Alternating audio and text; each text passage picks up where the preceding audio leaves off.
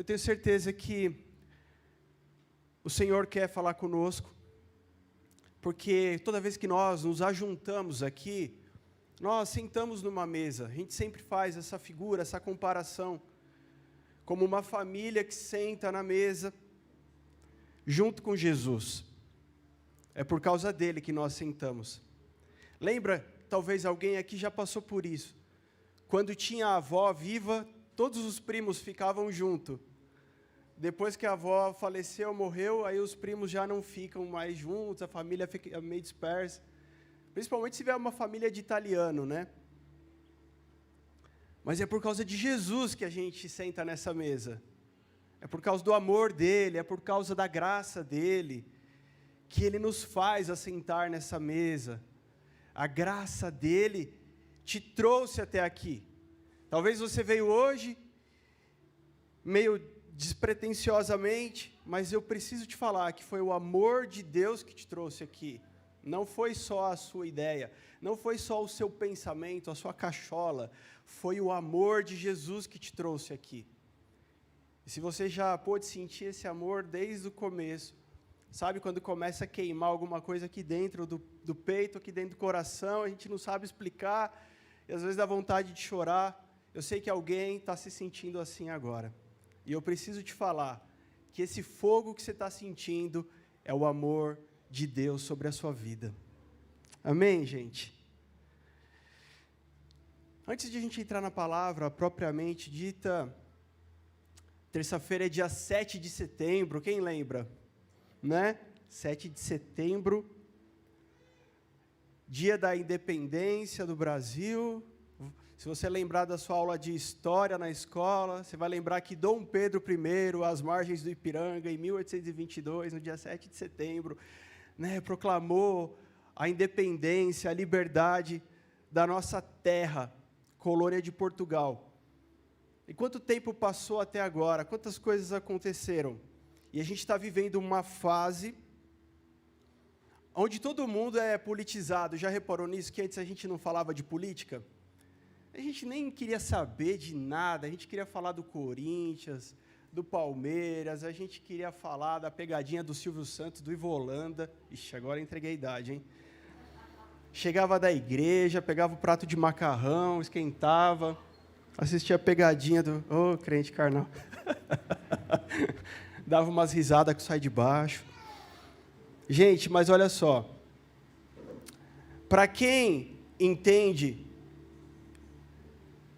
o mundo espiritual, vai dizer que tudo acontece primeiro no mundo espiritual e depois no mundo natural. E a gente está diante de uma guerra espiritual travada. Não é só uma guerra política. E eu não vou falar aqui de A, ou de B, ou de C. Mas nós, como povo de Deus, como o povo que conhece a sua palavra, a sua voz, precisamos nos posicionar. E eu quero convocar você, igreja, a pelo menos tirar um tempo do teu dia para orar, para interceder pela nossa nação. Muitas igrejas estão fazendo vários movimentos de oração. A gente não fez nada oficial, nada específico, mas mesmo assim, eu quero te convocar a tirar pelo menos alguns minutos do seu dia e interceder pela nossa nação. Amém, igreja? Que bom que a gente faça isso sempre, que a gente lembre disso sempre. 1 Timóteo, capítulo 2, vai dizer que nós devemos orar pelos reis, pelas autoridades, ou seja, pelos nossos governantes, para que o povo tenha uma vida de paz, uma vida sossegada. E tudo que tem acontecido aqui, de verdade, gente, eu entendo que é a misericórdia de Deus sobre nós, igreja. Eu entendo que o Senhor ainda tem dado um tempo para a igreja. Eu não sei o quanto você está atualizado, o quanto você vê na internet o que está acontecendo, mas há uma agenda e há uma voz clamando para que a nossa voz seja calada. E aí a gente vai ficar só assistindo? E aí a gente vai para a rua tacar pedra em alguém, pegar um pedaço de pau, uma arma? Não, a nossa arma é espiritual, a nossa arma é a oração. Amém, gente? Então eu quero te convocar de verdade, porque nós vamos fazer isso como família, como corpo, como igreja, que você tire algum tempo da sua terça-feira para orar e interceder pela nossa nação. Abra sua Bíblia aí, em 2 Reis, capítulo 4.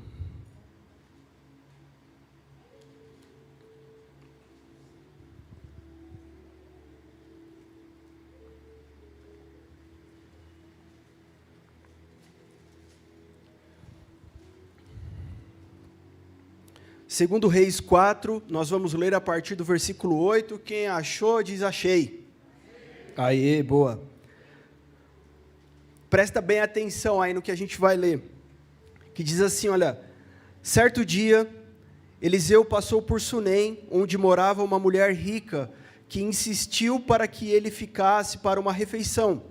Assim, todas as vezes que passava por lá, entrava para fazer uma refeição. Ela disse ao seu marido, vejo que esse que passa sempre por aqui é um santo homem de Deus. Vamos fazer um quarto pequeno no terraço de casa e colocar nele uma cama, uma mesa, uma cadeira e uma lamparina. Assim, quando ele vier à nossa casa, poderá ficar ali. Um dia vindo o profeta para ali, retirou-se para o quarto, se deitou. Então disse ao seu servo Geazi, vá chamar essa sunamita. Ele chamou, e ela se pôs diante do profeta. Este tinha dito a Geazi que dissesse a ela, a senhora nos tem tratado com muito cuidado. O que podemos fazer pela senhora? Podemos falar em seu favor junto ao rei ou ao comandante do exército? Ela havia respondido, eu estou bem, vivendo no meio do meu povo. Então o profeta perguntou a Geazi, o que se pode fazer por ela? Geazi respondeu, ora, ela não tem filhos e o marido dela é velho. Eliseu disse, vá chamá-la. Ele a chamou, ela se pôs à porta, e então o profeta disse à mulher, por esse tempo, daqui a 1 ano, você terá um filho nos braços.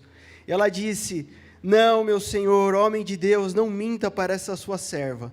A mulher engravidou, e no ano seguinte, no tempo determinado, deu à luz a um filho, como Eliseu tinha dito. Até aí. Segura a tua Bíblia aí, aberta, coloca aí uma marcação, seu dedo, alguma coisa.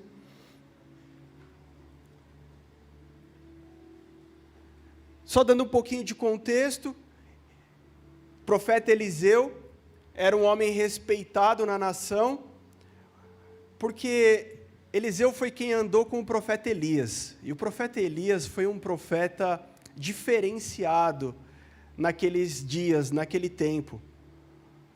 Todo mundo tinha medo do Elias. E a grande verdade é que Eliseu ali era só um aprendiz, era só um jovem que andava com ele, que um dia teve coragem de deixar tudo para trás, para andar junto com aquele homem, porque no coração dele tinha algo mais forte, ele queria ser como aquele homem. E quando Elias é levado ao céu, a Bíblia conta que ele é tomado pelo Senhor num redemoinho, e Eliseu tinha dito assim, Elias, eu quero uma coisa, porção dobrada do teu espírito, porção dobrada da unção que está sobre você. E isso aconteceu com Eliseu. E os reis naquela época escutavam o que o profeta tinha a dizer. Então, você começa a pensar que ele era um homem importante e ele era um homem poderoso. Antes de Elias ser levado ao céu, ele abre o Rio Jordão com a sua capa. E aí, na sequência, Eliseu está lá ainda meio perdidão, ainda tipo, meu Deus, que coisa estrondosa que eu assisti aqui. Ele está com a capa de Elias na mão, ele pega aquela capa, ele bate no Jordão e o Jordão se abre. E dali para frente as pessoas começam a ter um profundo respeito pela vida de Eliseu. E vários profetas vinham até ele para estar perto dele e aprender com ele. E um dia ele está andando, só para você ter uma ideia de como o homem era bravo. Ele está andando num bosque lá e saem alguns meninos e começam a zoar e chamar ele de careca. Suba, careca, né? Está dizendo ali no texto bíblico. E ele fica bravo. Ele amaldiçoa aqueles meninos, aqueles jovens que estão fazendo um bullying com ele. E a história conta que saem 2 ursas do bosque e devora aqueles meninos. Sinistro, né? Dava para fazer um filme bem. E esse homem, ele passa pela casa dessa mulher que mora em Sunem. Aqui não tem o nome dela, aqui não tem o nome do marido dela, não tem muitos detalhes, mas ele passa por ali e ela sabe que ele é um profeta e ele é um homem de Deus, e ela oferece uma refeição para ele. Mas mais do que isso, ela tem uma boa ideia, ela tem uma grande ideia, que é oferecer não só uma refeição, mas um abrigo para ele, porque ali era um lugar de passagem. E ela fala com o marido dela, você vê que a mulher é proativa, e no texto fala que o marido dela já é bem idoso, então dá a impressão de realmente uma mulher que tem um controle, um comando da casa, alguma coisa do tipo, não sei, embora não fosse muito a característica da época. Mas ela tem uma voz ativa, e ela fala com o marido dela, e eles fazem um quarto para o profeta. Em Eclesiastes capítulo 11, gente, diz assim: lança o teu pão sobre as águas, e depois de muitos dias o acharás. Você já ouviu esse versículo? Já leu? Lança o teu pão sobre as águas. Como assim lança o pão sobre as águas? Molha o pão, joga no rio, faz o quê? Na verdade, esse texto, quando fala de pão, fala da semente do produto que é o pão. Ali está falando de semente, e jogar as sementes na época de chuva, na época de cheia dos rios, não dava para saber o que iria acontecer com aquelas sementes. Mas lá pelo outono, quando aquelas águas baixavam, eles viam o resultado das sementes ali, diante dos olhos deles. Ou seja, quando você lança o seu pão sobre as águas, você não sabe o que vai voltar. Você não sabe o que vem de volta. Mas uma coisa sábia a se fazer é lançar as sementes. Lá em Gálatas capítulo 6, Paulo vai dizer assim: aquilo que você semear, também é o que você vai colher. A lei da semeadura também é expressada pelo apóstolo Paulo, dizendo assim: aquilo que você plantar é o que você vai colher. Não tem como ter uma colheita diferente da plantação. Mateus capítulo 13 é um texto que diz do semeador que saiu a semear. Esse texto está em Mateus, ele está em Marcos, ele está em Lucas. Esse texto, se você for ler ele na sua casa, você vai ver que o semeador, ele sai para semear e ele encontra com diversos terrenos. As sementes que vão cair sobre a rocha, à beira do caminho, num terreno espinhoso, mas tem uma hora que a semente vai cair num solo fértil, e ela vai produzir a 30, a 60 e a 100 por um. Mas a grande verdade é que o que um semeador faz é jogar sementes. Não é escolher terreno, mas jogar sementes. Eu tenho certeza que hoje o Senhor está, chamando a nossa atenção para isso. O que nós estamos fazendo com as nossas sementes? O que você tem feito com as sementes da tua vida? Igreja, o que nós como igreja estamos semeando? Porque em todo tempo encontraremos o Senhor nos orientando e nos falando e nos ensinando de que devemos ser semeadores. E se você tem as sementes na sua mão e você come, o que acontece? Você não vai ter o que colher depois. Talvez, quando a gente entra por um tempo de oração, igreja, a gente entra na nossa vida por um período de oração, o nosso maior desejo é que ao nós iniciarmos aquela jornada de oração, ao nós iniciarmos aquele tempo de oração na nossa vida, porque algo nos trouxe aquilo, algo nos engatilhou aquilo, algo nos impulsionou para aquilo, de repente você fala assim, gente, faz muito tempo que eu não oro, gente, faz muito tempo que eu não sou intencional em ter tempo de oração, em saber o que eu estou dizendo ao Senhor e pedindo ao Senhor, em saber o que eu estou ministrando sobre o meu lar, sobre a minha casa, sobre a minha família. E aí você começa a orar pelo teu marido, pela tua esposa, você começa a orar, ministrar sobre os teus filhos, você começa a orar sobre a questão da tua vida financeira, e você começa a orar por coisas que te despertaram, mas o que a gente mais deseja é que aquilo seja respondido. O que mais move o nosso coração, se a gente for sincero, é que a gente acredita que a gente vai orar e algo vai acontecer. É ou não é? É isso. Mas a minha pergunta é, e se não acontecer? Você está preparado para ser simplesmente um semeador? Porque um semeador se alegrará na colheita do fruto. Então, eu queria que você pegasse essa expressão aqui, pegasse esse termo fruto e guardasse no seu coração. Muitas vezes aquilo que a gente faz hoje não tem um resultado. Muitas vezes o que você está trabalhando, muitas vezes o que você está orando, o que você está chorando, você não vê resultado. Mas eu estou aqui hoje para te dizer que você não precisa ver o resultado disso. Você precisa se alegrar no fruto que dará. Amém, gente? Se você assumir a posição de um semeador, você precisa entender que a tua alegria não se baseia em resultados terrenos, em resultados humanos, mas no fruto. E quantas vezes você vai trabalhar por algo, você vai orar por algo, você vai chorar por algo, e o resultado aparente não é bom. Mas lá na frente, aquele resultado que alguns tempos atrás não foi legal, dará um bom fruto. Como também pode acontecer o inverso. Você se iludir com um resultado que trará um fruto desastroso, um fruto podre para a tua vida. Amém, gente?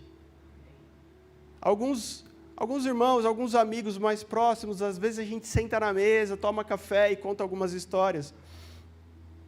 E às vezes eu lembro de algumas coisas que a gente viveu aqui nesse lugar, quando a gente chegou aqui, com o facão na mão, para cortar o mato, desbravar, cheio de amor, cheio de vontade de adorar a Jesus, cheio de vontade de pregar a palavra, cheio de vontade de amar as pessoas.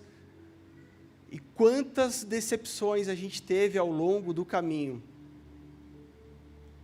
Decepções são resultados aqui dessa terra. Eu queria te falar isso hoje. Decepção são resultados aqui dessa terra. Gente, eu lembro de uma vez que a gente estava tão preocupado com os jovens da igreja, porque tinha, eu acho que, devia ter uns 5 ou 6 jovens. E a gente estava preocupado com aqueles jovens em fazer alguma coisa. Daí, eu lembro que eles cantavam, algumas músicas, abria aquela pasta preta assim, eles cantavam com vontade, mas tipo assim, um cantava em Santo André, o outro em Campinas, o outro lá em Santos. E aí a gente que é músico já fica se coçando, né? Preciso ajudar esses jovens. Gente, vamos ensaiar, eu posso tentar ajudar vocês a dividir as vozes. Quem que é soprano aqui? Aí é aquele silêncio. Quem que é contralto? Não sei, tá bom, então vamos descobrir quem é soprano, quem é contralto, quem é tenor. E aí tentei ali pegar aquela música, eu e a Carol, a minha esposa, a gente começou a tentar ensaiar o soprano. Foi, sabe aquele negócio de coral? Não é legal? Você já fez? Gente, eles foram ficando bravos, aqueles jovens. Eles não estavam gostando daquilo, eu tive que parar. Porque eu vi que eles não estavam gostando. Mas eu lembro que uma das jovens ia fazer aniversário. E daí a gente pensou assim, eu e minha esposa, a gente tem que, fazer alguma coisa. Vamos juntar os jovens e vamos comprar um bolo para ela. Vamos cantar parabéns. Cheio de amor, gente, cheio de amor para dar. E a gente foi lá, e eu adoro bolo de chocolate. Então eu escolhi o bolo de chocolate mais bonito. Quem gosta de bolo de chocolate aqui? A maioria gosta. E daí no final, que a gente fez lá algumas coisas, algumas atividades, e no final, a Carol veio com o bolo de chocolate assim, e eu comecei, parabéns, vai gente, vai. Sabe que negócio assim, tentando animar a galera. E daí a gente cantou parabéns, é pique, não sei o quê. Aí ela olhou e falou, eu não gosto de bolo de chocolate, eu gosto de bolo de morango. Gente, aquele dia eu fiquei com vontade de jogar o bolo na cabeça daquela mulher. E jogar ela dessa escada ali para o cemitério. Mas eu estava cheio de amor para dar, gente. Cheio de amor. O resultado não estava sendo bom, o resultado não estava legal. Mas algo dizia assim para a gente, só continua semeando, só continua jogando sementes boas, sabe? O Senhor tem depositado sobre a sua vida boas sementes, e você não pode reter essas boas sementes. Em nome de Jesus, não retenha, lança as tuas sementes, mesmo na época de chuva, quando passar a chuva, talvez você vai se alegrar, amém? Cara, essa mulher, ela não ia ganhar nada com isso, ela não ia ganhar nada, ela só queria ser útil para a obra de Deus.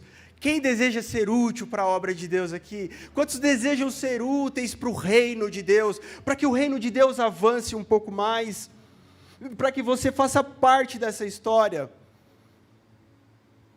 E ela pensou, o que eu posso fazer? Eu não sou profetisa, eu não sou sacerdote, eu não sou pregadora, eu não sou youtuber, eu não sou nada. Eu sou só uma mulher que tem alguns recursos. Então, eu vou fazer o quê? Cara, eu vou ajudar naquilo que Deus já está fazendo.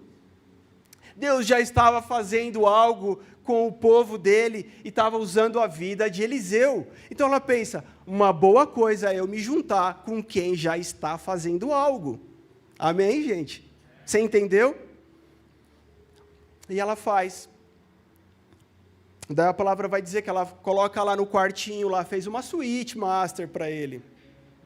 Colocou uma cama, isso fala de descanso, proporcionar descanso. Ela colocou uma mesa, ela colocou uma cadeira, ela colocou lá uma luminária lá para ele. Isso fala de trabalho, de criação. Ela estava ajudando esse homem, talvez, a preparar o sermão dele, talvez a meditar naquilo que Deus estava falando sobre o povo de Israel. Ela estava ajudando aquele homem a descansar. Se Deus te deu condições de preparar descanso para alguém, faça. Se Deus te deu condições de preparar, trabalho, estrutura, faça. E ela não tinha nenhum interesse, tanto que Eliseu ele fica incomodado e fala para o Geazi lá, o aprendiz dele, o servo dele, né? Assim como ele tinha sido de Elias, agora ele tem alguém que carrega a mala dele. E aí ele fala assim, a gente precisa fazer alguma coisa para essa mulher. Mas o Eliseu, ela falou que está tudo bem, ela tá de boa, ela está tranquila. Ela está na casa dela, com o povo dela, com a família dela, e está tudo bem. Mas aí eles percebem que falta alguma coisa, né? que falta alguma coisa. Então chama ela e fala assim, olha, você vai engravidar. E ela fala, não brinca comigo, Eliseu. E quem já ouviu a história dos meus pais, do meu pai contando, a gente contando sabe. A minha mãe também não podia engravidar, foram 5 anos tentando, e aí eles viram que não tinha jeito. Aí os médicos falaram que não tinha jeito, e um dia um pastor vai lá em casa, e eles dão uma cama para o pastor, dão uma mesa para o pastor, dão uma cadeira para o pastor, e não é que acontece isso, o pastor fala, está faltando alguma coisa aqui, eu vou orar, e o Senhor vai fazer. E depois de uns anos, o meu pai liga para ele e fala, por favor, ora de novo, que tem 3 aqui, tá difícil. Mas é assim, é a generosidade de quem está no caminho lançando sementes. É assim, a generosidade. E ele quer ser generoso com aquela mulher. E ele faz isso. E depois de 1 ano está lá o filhinho dela. Depois de 1 ano está lá o menininho lá. E ela deixa lá o quartinho do profeta, né? Ele não vai dormir no quarto do profeta, ele tem o quartinho dele, com certeza, e fica lá o quarto do profeta. E ela deve olhar para aquele menino e falar, Deus é muito bom mesmo, porque eu nem pedi nada. Eu nem pedi nada. Tomara que talvez você, de fato, chegou aqui, você nem esteja pedindo nada, mas você se encontra com um Deus que é amor, um Deus que é benigno, que é bondoso, é um Deus que olha para você individualmente. Ele está cuidando de uma igreja, de um povo, ele está cuidando de uma família, ele está, mas ele olha para você individualmente. E ele sabe o que de fato você precisa para a sua vida. Seria terrível se ela falasse assim, eu preciso, já que eu fiz o quarto, já que eu estou te abençoando, ô profeta, é o seguinte, eu preciso de um filho. Seria terrível, né, se ele ouvisse da boca dele assim, mas Deus falou que não vai te dar. Essa mulher é muito sábia, gente, a gente precisa aprender com essa mulher. Ela é mineira, essa mulher, ela fica calada, ela fica quietinha, ela come quieto. Daí, seria terrível ela ouvir isso. Portanto, talvez, muitas vezes, é muito bom que a gente nem peça ao Senhor.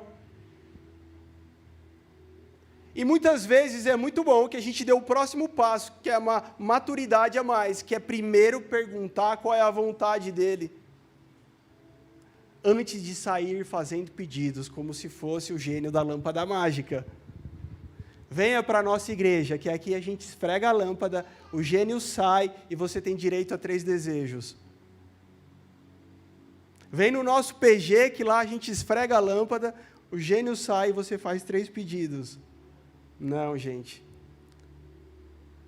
O Senhor está levantando um povo que ama mais a sua voz do que o que Ele faz. Ama mais a sua presença do que o que Ele pode dar. Amém, gente? Amém. Aleluia. Glória a Deus. Glória a Deus, porque a palavra dEle é poderosa. Isso, filha, glória a Deus. O profeta fala assim, fica fria. Aqui é um homem de Deus falando. Aqui é alguém que conhece a voz de Deus. E Eliseu só poderia falar e fazer aquilo que Deus autorizava. Ele carregava esse encargo sobre a vida dele, de fazer e falar aquilo que Deus autorizava. Sabe por quê? Talvez só lendo esse texto você não é capaz de compreender, mas se você começar a ler toda a história de Eliseu, você vai entender por onde ele passou, o que doeu nele, o que ele chorou, o que ele sofreu, aonde ele aprendeu, a mala de quem ele carregou, como eu disse aqui, para ele chegar num ponto de conhecer a Deus, de maneira que ele não saia fazendo coisas sem antes Deus falar. Que ele não saia falando coisas sem antes ouvir de Deus. Eu quero isso para a minha vida. Eu quero, você quer? Não, gente, pedir boas coisas para Deus não é pecado. Fala, Senhor, eu quero ser como esse homem. Eu quero primeiro estar conectado com o céu de tal forma que eu sei o que está acontecendo no céu, para poder declarar sobre a terra. E daí, o que acontece? O tempo passa, e eu não vou ler para não ficar tão extenso, mas se você continuar a leitura, você vê que aquele menino, aquele bebê cresce, é um menino, ele está no campo com o pai, e ele sente uma forte dor de cabeça. Ele sente umas fortes dores de cabeça, e ele começa a reclamar para o pai. E daí o pai fala assim para os servos ali, leva ele para a mãe dele. Pega o menino, leva para a mãe dele, o menino fica no colo da mãe, até meio-dia, diz a palavra, quando ele morre. cara, aquilo que Deus te deu pode morrer? Aquilo que Deus te deu pode deixar de existir? Lembra de Abraão? Deus vira para ele e fala, te dei, você pediu, está aí Isaac, agora eu quero ele para mim. Tem coragem? E ele sobe até o lugar do sacrifício, e você conhece a história de Abraão, de Isaac, e naquele momento que Abraão pensa assim, mais vale estar na presença do meu Deus, do que o que Ele me deu, do que o que Ele pode me dar. Mas você também conhece a história e sabe que na hora que ele vai sacrificar Isaac, o anjo do Senhor aparece, e Isaac não morre. O Senhor só queria o coração de Abraão, não queria o que ele deu. Deus não precisa do seu dinheiro, Deus não precisa do seu casamento, do seu namoro, Deus não precisa do seu emprego, Deus não precisa de nada que você tenha, Ele só deseja o teu coração. Ah, mas eu tenho que fazer isso para Deus. Na verdade, tudo que Ele quer é o teu coração. E a palavra vai nos ensinar que mais vale obedecer do que sacrificar. Disposição para obedecer, igreja. O Senhor está nos chacoalhando e dizendo, não se iluda, sabe, não se iluda com as coisas no padrão dessa terra, porque não é assim que eu olho, não é assim que eu vejo. Ele está te chamando para olhar da onde Ele olha, para ouvir da onde Ele ouve, para sentir como Ele sente. E Ele vai te dizer, eu prefiro a sua obediência do que o seu muito fazer. E daí aquele menino vai para o colo da mãe e morre ali no colo da mãe. Quem tem filho imagina qual é a dor. Aquela mulher, ela não sai desesperada que nem uma louca. Ela simplesmente pega as coisas dela, fala com o marido dela assim, estou indo lá ver o profeta. E ele não entende nada, mas ele fala assim, tá bom, vai lá. E ela vai, e quando ela está indo para o Monte Carmelo encontrar Eliseu, quem vem lá no caminho? Geazi. Porque ninguém ia direto no profeta, tinha o Geazi para isso. Tinha muitas coisas importantes para o Geazi fazer, porque tinha muitas outras coisas importantes para Eliseu fazer. E daí ela chega no Geazi, e o profeta tinha falado assim, pergunta se ela está bem, se o marido dela está bem, se o filho dela está bem. E aí Geazi pergunta para ela, e ela fala assim, está tudo bem, mas dá licença, e vai em direção ao profeta. E quando ela chega diante de Eliseu, ela fala, eu não pedi filho, para que você orou e Deus me deu um filho? Agora ele está morto lá em casa, lá na cama que eu fiz para você, porque ela pega o menino e coloca lá no quarto que ela fez para Eliseu, em cima da cama dele, e deixa o menino lá na cama de Eliseu. E ela vai direto. Queridos, olha só, a lei e os profetas apontam para quem? Para Cristo. Lucas 16 vai dizer que a lei e os profetas vieram até Jesus. Você não precisa parar no intermediário, você pode ir até Jesus. Amém? Não saia desesperado, não saia que nem um maluco, que nem uma maluca, desesperado, e vai parando em qualquer lugar, falando com qualquer um, fazendo de qualquer jeito. Você tem aquele que é o Todo-Poderoso, vai direto até Jesus. Foi Ele que te deu, foi Ele quem fez, foi Ele que deu o teu fôlego de vida. Talvez você olhe e fale, caramba, eu não tenho nada na vida. Não, mas você tem a tua vida, foi Ele quem te deu. Pertence a Ele. Vai direto, sabe, não pare nos intermediários. Engraçado que os crentes, né, os evangélicos, os gospel, eles pensam que somente os católicos têm idolatria, somente os católicos adoram imagem, somente os católicos buscam um intermediário para falar com Jesus. Mas, gente, quantas vezes fazemos exatamente a mesma coisa, travestido de evangélico, de gospel, travestido de eu sou de Deus. E o pastor Júnior sempre explica o que é idolatria. tudo aquilo que ocupar o centro, que não seja Cristo, pode entender que ali tem idolatria. Se o teu trabalho ocupa o centro, que é de Jesus, se Jesus vem depois, isso é idolatria. Se um relacionamento ocupa esse lugar, é idolatria. Se você depende de um homem ou de uma mulher para ouvir a voz de Deus, sim, Deus usa homens e mulheres para falar conosco, glória a Deus por isso. Quantas vezes o Senhor, falou comigo? Eu lembro de uma vez que eu estava em casa conversando com a minha esposa, eu falei assim, sabe, eu tenho orado, pedido para Deus, mas eu sinto que agora é hora de trocar de carro. Uma coisa simples, do cotidiano, nada espiritual. Mas, gente, sim ou não? Quem não deseja fazer as coisas debaixo da vontade de Deus? Seja na pequena, seja nas grandes. Aliás, se você não conseguir fazer nem nas pequenas, não conseguirá fazer nas grandes. Seja fiel no pouco. Amém, gente? É assim. Então a gente ora assim, A gente faz essas coisas. Deus, eu queria trocar de carro, mas o Senhor está nesse negócio? Deus, eu queria trocar de casa, mas eu estou no time certo? Eu estou alinhado com o céu? Ou só é uma vontade minha?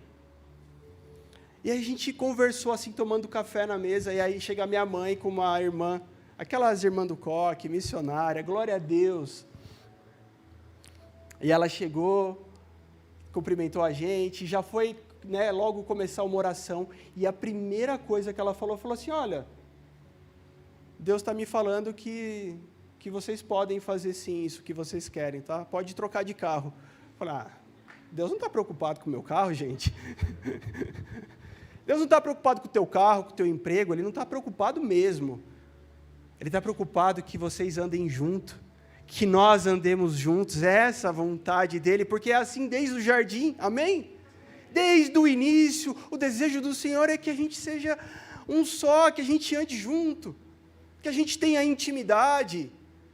Então, sim, trocar de carro, trocar de casa, de cueca não precisa orar, tá? Mas olha, são coisas pequenas, mas num relacionamento, por exemplo, você, tua esposa, você, seu marido, é só nas grandes coisas que tem a cumplicidade? Na verdade, a cumplicidade vem das pequeninas coisas, Cara, que ela te olha e entende o que você está pensando. E daí, ela falou para o Geazi, está tudo bem, beleza, chega no profeta. O profeta fala o quê? Geazi, toma aqui o meu cajado, toma aqui o meu bordão, vai lá, coloca sobre o rosto do menino. E Geazi pega o cajado lá do Eliseu e sai correndo, vai na frente, não para nada, para chegar logo lá. Não tinha Uber, não tinha táxi, não tinha moto, não tinha nada. E ele sai a milhão para fazer o que o profeta mandou fazer, porque se ele fizesse aquilo, então o que aconteceria? Aquele menino levantaria, seria ressuscitado, mas a mulher, gente, essa mulher, ela é embaçada. Ela fala, Eliseu, tão certo quanto você vive aqui, eu não vou sem você. O negócio dela não era com o auxiliar, era com o homem de Deus. Foi a palavra dele, não foi a palavra de Geazi. Ela fala assim, então, vamos, mas você vem comigo. E eles vão indo. Eliseu vai com ela. Só que, a hora que eles estão quase chegando, vem Geazi e fala assim, Eliseu, não deu certo não. Eu coloquei o cajado, coloquei o bordão sobre o menino e ele continua lá, do mesmo jeito. Sabe o que significa o cajado? A autoridade. Os reis tinham um desse. Os profetas tinham um desse. E o cajado nada mais é do que a representação da autoridade. E a autoridade, gente, ela pode ser delegada? Ela pode ser delegada. Mas a autoridade, você não ganha, você adquire. Naquele momento, Eliseu não era o homem de Deus, ele era o homem de Deus. Então o que ele está falando é de Deus, mas não dá certo, não funciona. E ele chega lá, entra naquele quarto, fecha aquela porta, ora ao Senhor, deita sobre aquele menino, e a palavra vai dizer que ele coloca os olhos dele sobre os olhos do menino, que ele coloca a boca dele sobre a boca do menino, que ele coloca as mãos dele sobre as mãos do menino. E ele faz isso 2 vezes, aquele menino ressuscita e volta a viver. Eu queria que você tivesse sensibilidade para que o Espírito Santo ministre aquilo que Ele quer falar com você sobre isso.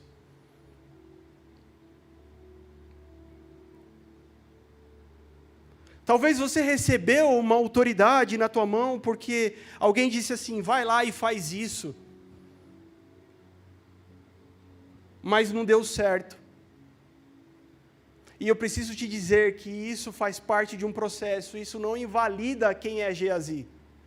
Isso não invalida quem é Eliseu, isso não invalida a história. Mas é um ponto de crescimento. Porque aquilo que talvez você recebeu na tua mão, que alguém te entregou aquela autoridade, ainda não chegou no momento de exercer. Porque ninguém compra autoridade. Ninguém vai na loja e compra 1 quilo de autoridade. Você dentro da tua casa, não tem como você comprar autoridade. Não tem como você ganhar autoridade.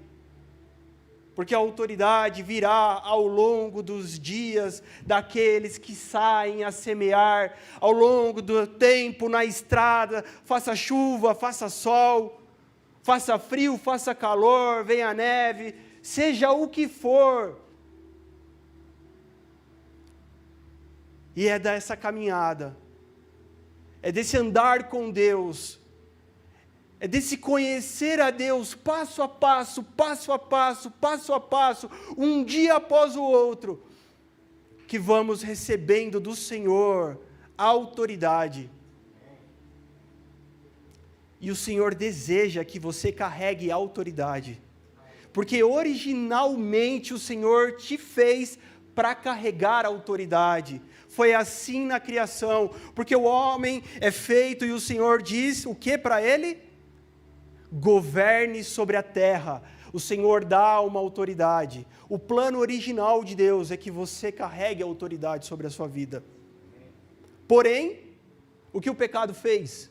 Senão deformar, senão deturpar tudo que Deus estabeleceu. E somente em Cristo nós fomos de novo colocados nessa realidade do jardim. É somente em Jesus que nós passamos de novo a viver como foi lá no início. Porque foi Ele quem redimiu todas as coisas, foi Ele quem restaurou todas as coisas. Amém, gente? Então sim, o Senhor está te dizendo, se você está em Cristo, nova criatura você é. Se você está em Cristo, você já não vive do passado, você vive daquilo que Deus projetou para a sua vida. Mas Eliseu, ele não sai ressuscitando assim. Eliseu, ele começa a sua história chorando, deixando a sua família para trás, queimando os carros, os bois, sabe, deixando tudo que era seguro para ir para um lugar onde ele não sabia o que ia acontecer, ele não sabia o fim. E muitas vezes Deus chama a gente para um desafio, mas o que a gente deseja? Saber qual é o final. Mas esse final ele não vai te contar. Esse final Ele não vai nos contar, porque Ele está nos chamando para Cristo, o caminho. É nesse lugar que nós estamos satisfeitos, é nesse lugar que nós nos alegramos, é nesse lugar que nós estamos rumando para o Senhor.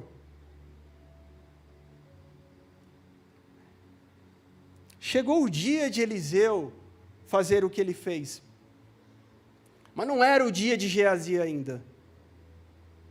Mas, poxa, Geazi foi escolhido. Com certeza, se Eliseu era um homem tão importante, ele não pegou qualquer menino, ele não pegou qualquer um, ele escolheu o melhorzinho no mínimo. Eu pensaria assim, ele fez uma seleção, ele viu que tinha mais condições.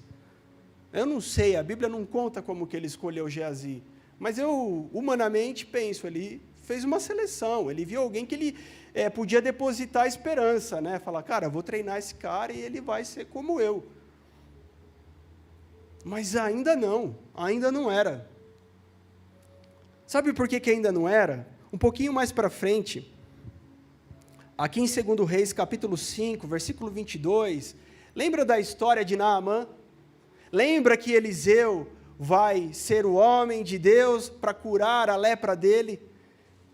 Então, o que acontece? Naamã, um general importante, ele é curado da sua lepra, e ele oferece bens, fala, olha, pega ouro, prata, sei lá o que mais quiser, eu quero abençoar você, Eliseu. Ele fala, não, eu não posso aceitar nenhum presente.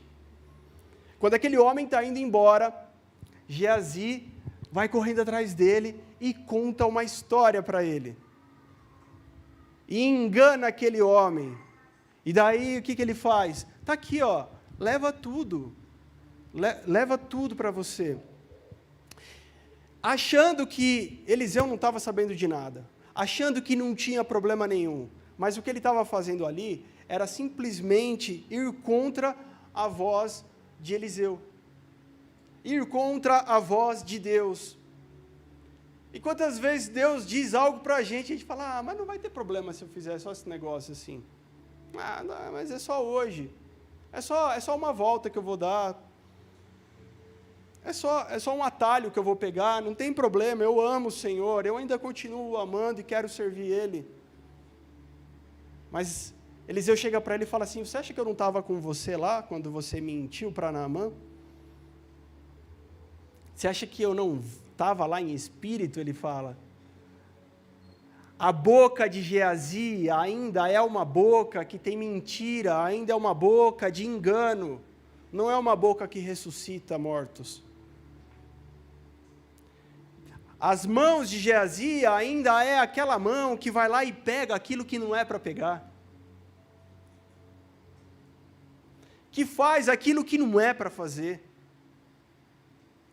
Os olhos de Geazi ainda são olhos fechados, porque um pouco mais para frente, quando o exército da Síria vem contra o povo de Deus, e está ali Eliseu e Geazi, e eles cercam a cidade, e Geazi vai correndo lá para o profeta e diz assim, olha, agora não tem mais jeito, porque a gente está cercado. Ele fala, fica frio, Geazi. Senhor, abre os olhos desse moço aqui. E quando o profeta ora, ele enxerga o mundo espiritual. Ele enxerga o exército que Deus tinha colocado ali naquele lugar, para guerrear aquela guerra, que não seria vencida no braço, mas seria vencida na força do Senhor. Ele é ainda alguém que tem a visão limitada, uma visão dessa terra, uma visão pequena. Portanto, não adiantava ele colocar o cajado, não adiantava ele colocar o olho, a boca, a mão, ainda não era a hora.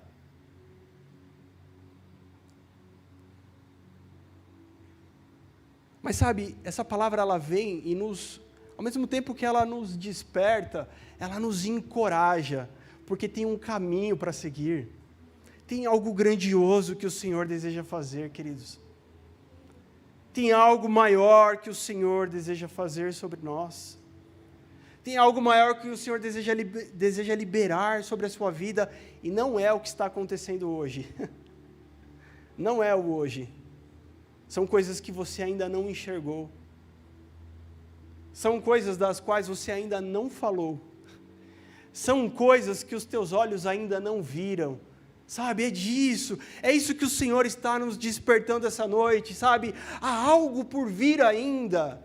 Há algo maior por acontecer ainda. Sabe, Deus deseja usar a sua vida para escrever essa história aqui na terra.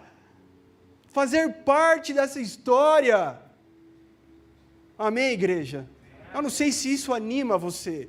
Eu não sei se isso mexe com o seu brio. Eu não sei se isso mexe no teu espírito. Mas sabe, em mim isso mexe muito. Essa palavra foi construída lá no nosso PG, né? A galera do PG está pregando junto comigo aqui, há umas semanas atrás aí. Cara, porque isso mexe com o que está lá dentro. Não é um tempo mais de vivermos de coisas exteriores. Olha, Senhor, aqui a minha roupa, que bonita. Olha que legal como a gente faz aqui na nossa igreja. Olha que legal, a nossa casa parece uma casa de santos. Olha o marido, a esposa, tá tudo bem. Sabe, não é tempo de fixar os olhos naquilo que é exterior, mas naquilo que é interior. Porque o Senhor vai conferir aquilo que sai da tua boca, as palavras que saem da tua boca, se é o que o seu coração diz. Cara, e quando isso está alinhado na nossa vida, queridos, não tem problema. Quando isso está alinhado na nossa vida, a gente vai orar e não vai se preocupar com o que vai acontecer depois. Muitas vezes a oração, ela é um caminho que você simplesmente vai, você vai, e você não vai olhar, você não está com seus olhos naquilo que está lá na frente, você está com os seus olhos no Senhor, que é o Senhor que ouve a sua oração. Você já fechou a porta do teu quarto, ajoelhou, apagou a luz, começou a falar e sentiu a presença de Deus ali naquele lugar? Não tinha ninguém tocando uma música, não tinha um pad, não tinha um pastor. É disso que eu estou falando. É desse lugar. É desse lugar em Deus. Esse lugar em Deus pode transformar a sua vida. Por que eu digo pode? Porque depende da tua escolha. Deus não vai fazer nada que você não esteja disposto.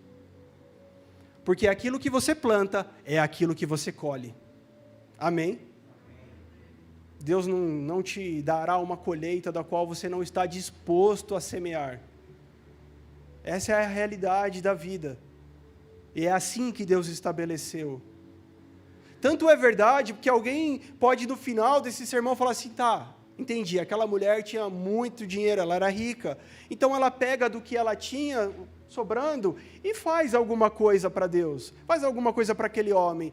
Mas se você ler um pouquinho antes, você vai ver a história de Eliseu multiplicando o azeite da viúva. E igualzinho com aquela viúva, o milagre acontece a partir do que ela oferece. Ela só tinha um pouco de azeite, mas é com aquele pouco que Deus fez o muito. Não foi assim, olha, você tem só um pouquinho? Espera aí. O profeta vai lá, ora, e chega um caminhão de azeite para ela. Não. Jesus, quando multiplica comida e distribui para uma multidão, gente, lembra? É a partir do quê? É a partir do que alguém ofereceu. E era um menino oferecendo 5 pães e 2 peixes. E daqueles 5 pães e 2 peixes, uma multidão é alimentada.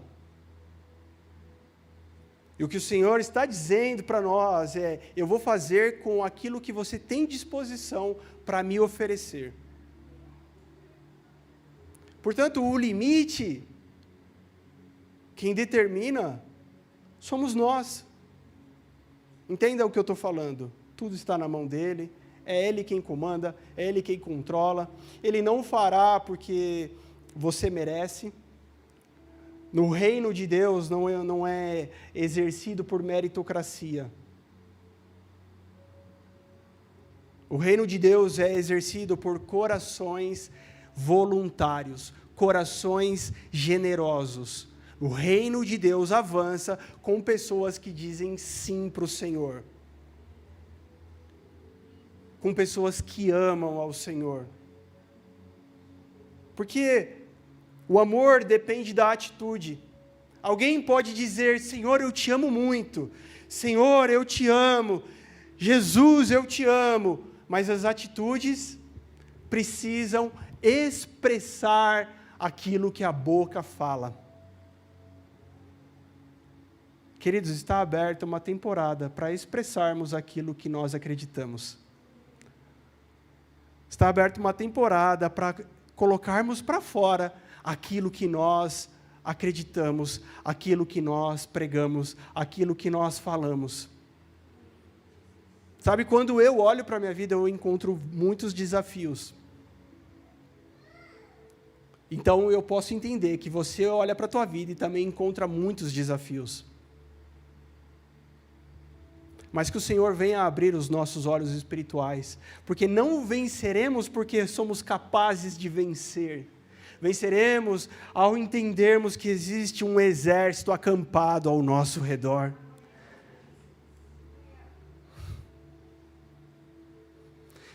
Venceremos ao entender que quem está por nós é maior, que o poder daquele ao qual nós servimos, nós amamos, nós andamos, é muito maior.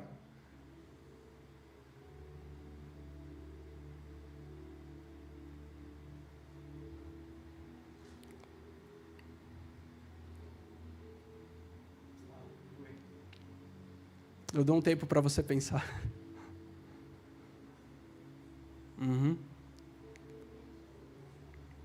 Alguém disse assim para mim, meu casamento vai acabar, meu casamento vai para o buraco. E daí eu pensei assim, tá, e eu posso fazer o quê? Eu posso fazer o quê? Que poder eu tenho? Que palavra, que boa palavra eu posso te dizer, se você já conhece as boas palavras de Jesus? A gente vai ouvir esse testemunho na íntegra depois, mas no começo do ano, lá na pandemia, não agora, mas lá no começo da pandemia, um casal nos procurou justamente dizendo assim: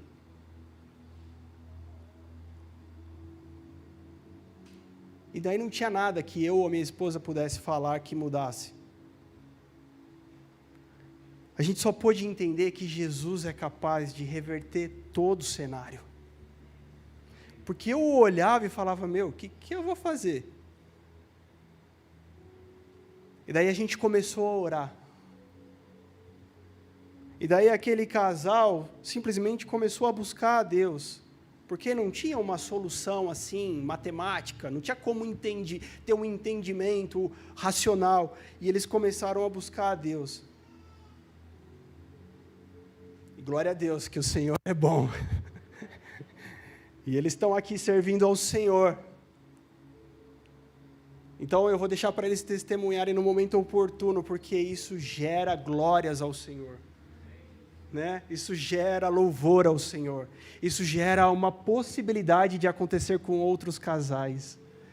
Mas o que aconteceu ali não foi um aconselhamento pastoral, não foi um entendimento lógico, mas foi o poder do Espírito Santo de Deus entrando na vida de duas pessoas que falaram assim: Deus, a gente não sabe como resolver. E eles estão adorando ao Senhor bem felizes. Glória a Deus. Amém. Cara, isso alegra o meu coração. Isso alegra o meu coração. Então, hoje você precisa tomar um posicionamento diante de Deus.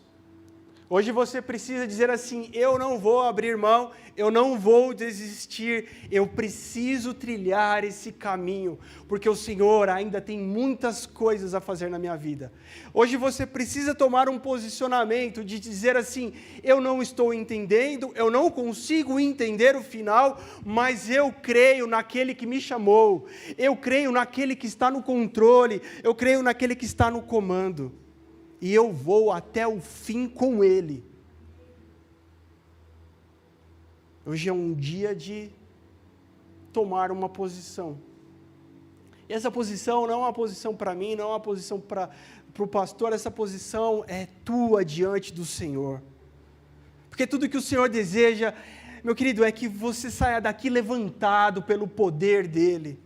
Que você saia daqui, sabe, com a sua cabeça erguida, porque um semeador, ele precisa olhar para frente, ele não pode só olhar aqui, não, esse terreno é muito ruim, eu não vou jogar semente. E aí o semeador que fica com a cabeça baixa, ele fica olhando para o solo. Não, esse solo não é legal, está muito seco, está muito encharcado. Não, o semeador, ele vai olhando para frente, vai jogando as sementes.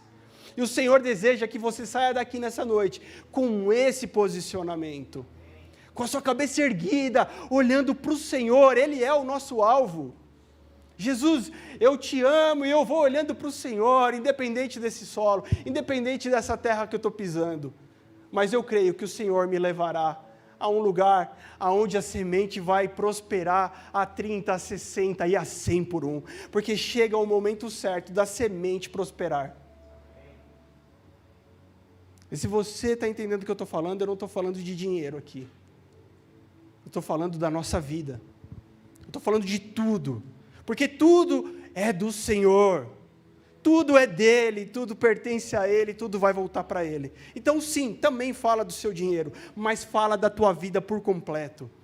Não fala só do seu casamento, não fala só das suas finanças, fala de uma vida para Deus. Não podemos oferecer um pedaço da nossa vida para o Senhor. Nós oferecemos a nossa vida inteira para o Senhor. É assim que Ele vai fazer. É assim que Ele vai fazer. E se você chegou até aqui, certeza que você teve que derrubar gigantes. Certeza que você teve que vencer, barreiras, que você teve que vencer obstáculos na tua vida. Se você tem uma casa, uma família, se você tem uma esposa, se você tem um trabalho, seja o que for, você teve que vencer. Mas o nível vai subindo, o nível vai aumentando, e alguém chega diante desse novo nível e se prostra, e o Senhor está dizendo assim, não, agora é hora de levantar e de continuar e de ir além. Não é hora de parar, não é hora de ficar olhando e fazendo conta matemática, não é hora de falar assim, pelos meus cálculos não vai dar, é hora de continuar olhando para o Senhor que te trouxe até aqui, para chegar aonde Ele deseja.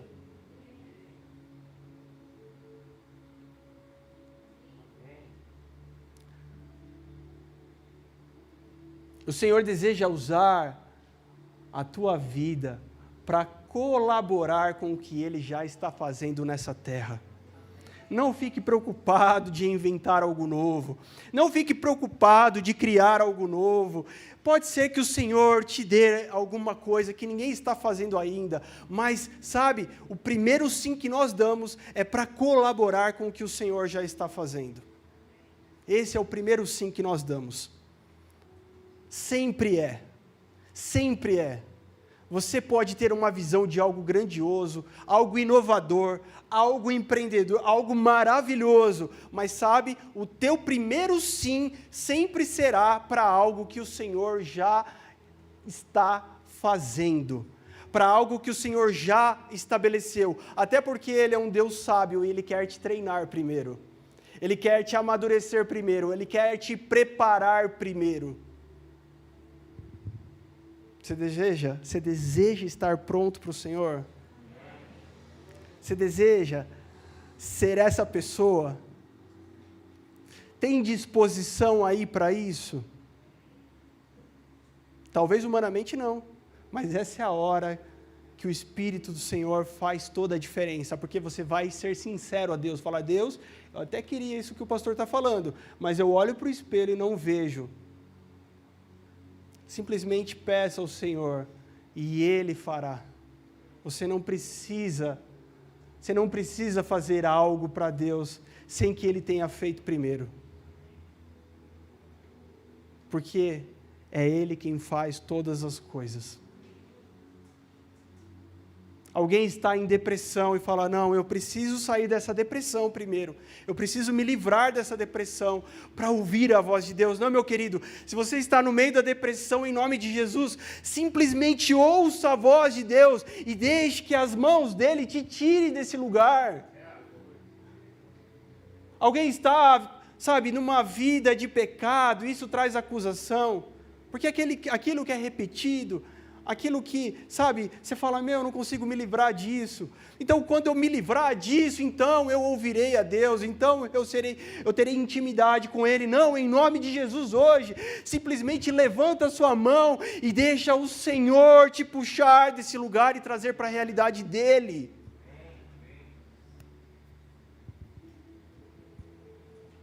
Amém? Amém?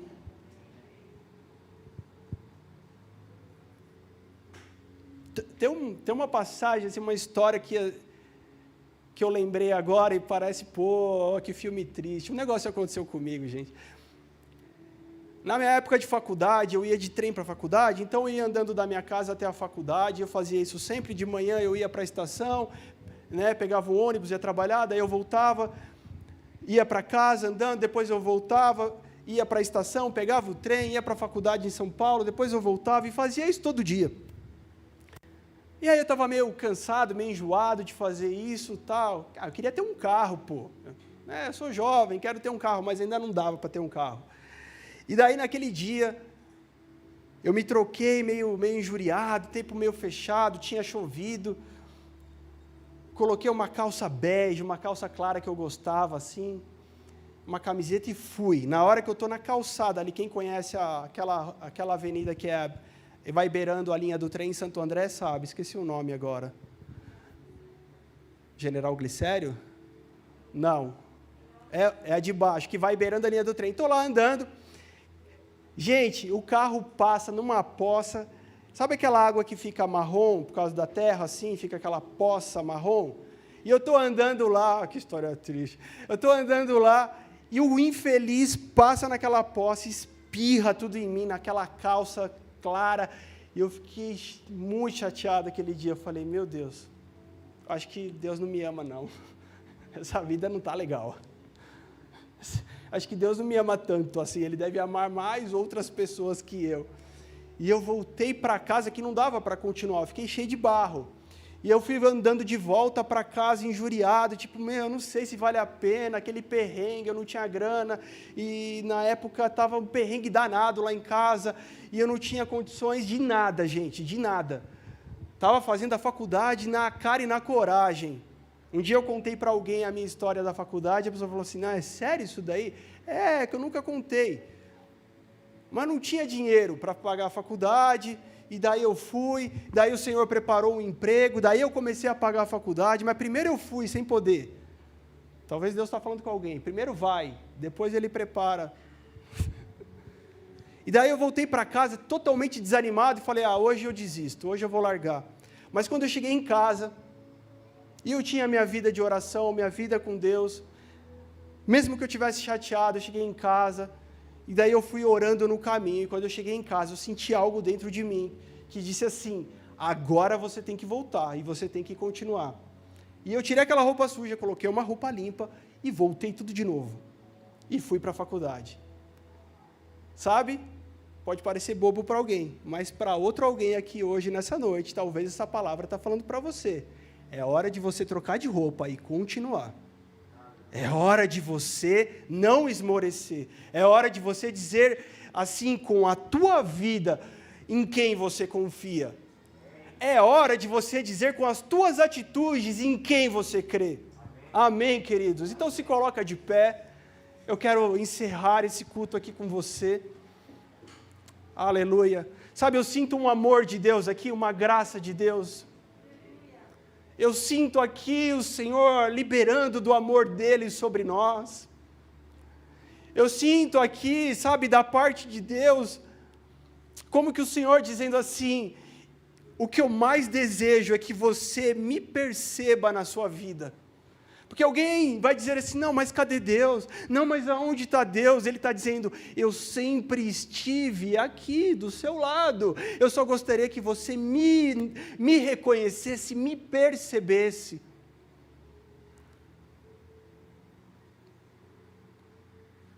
Aleluia. Eu queria que você me percebesse. Fecha os teus olhos e começa a dizer ao Senhor a tua verdade, aquilo que está no teu coração. Começa a dizer para Deus das tuas fraquezas, porque muitas vezes, sabe, não temos coragem de expor a Deus as nossas fraquezas, e ficamos cansados de tentar na nossa força e não ter, sabe, e não conseguir, e não existir fruto, mas o Senhor deseja que você simplesmente exponha a Ele. Enquanto você tem o seu tempo com Deus, vou chamar minha esposa aqui, a Carol, para a gente fazer um louvor, para adorar ao Senhor, enquanto o Espírito Santo está ministrando sobre o seu coração, sobre sua vida. Nessa noite ninguém vai impor a mão sobre você. Nessa noite ninguém vai orar na sua cabeça. Mas, sabe, nesse ambiente aqui da graça do Senhor, Ele está fazendo grandes coisas. Ele está trabalhando no invisível. Ele está trabalhando onde ninguém pode ver.